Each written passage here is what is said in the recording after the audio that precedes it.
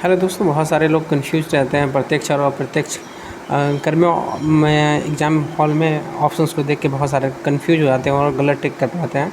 इसके लिए मैंने एक शानदार ट्रिक बनाई है। ठीक है, अगर आपको इनडायरेक्ट प्रत्यक्ष करिए इट मीन्स इनडायरेक्ट टैक्स को पकड़ना है, ठीक है, तो उसमें जो मेजर जो ऑप्शंस आते हैं उसमें वेल्थ टैक्स यानी धन कर रहता है, और संपत्ति कर यानी प्रॉपर्टी टैक्स रहता है, और निगम कर यानी कॉर्पोरेट टैक्स रहता है, और आयकर मतलब इनकम टैक्स रहता है। इसके लिए एक शॉर्ट ट्रिक है। ठीक है, विप्रो कोड डॉट इन। आप डब्ल्यू ई से आप लोगों को वेल्थ टैक्स यानी कि धन कर पकड़ना है, और पी आर ओ से प्रॉपर्टी टैक्स यानी कि संपत्ति कर पकड़ना है, और C O it means corporate tax यानी कि निगम कर, और I N it means income tax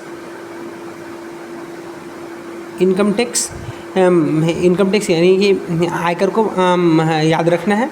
ठीक है, डब्ल्यू ई से वेल्थ कर यानी धन कर, पी आर ओ से प्रॉपर्टी टैक्स यानी कि संपत्ति कर, सी ओ से कॉर्पोरेट टैक्स यानी कि निगम कर, और आई एन से इनकम टैक्स यानी कि आयकर। और इसी प्रकार अप्रत्यक्ष कर के लिए भी एक ट्रिक है। ठीक है, जो आप लोगों को याद रखना है वो ट्रिक है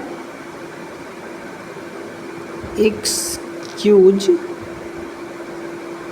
मी SSGST EX it means excise tax यानी कि उत्पादन कर, CUSE क्यूज से है कस्टम टैक्स यानी कि सीमा कर, ME से ME में दो है, एक है मार्केट टैक्स यानी कि बाजार कर, और एक है EE से एंटरटेनमेंट टैक्स यानी कि मनोरंजन कर, और S से है एक स्टाम्प टैक्स, और एक और एस से है सेल टैक्स यानी कि बिक्री कर।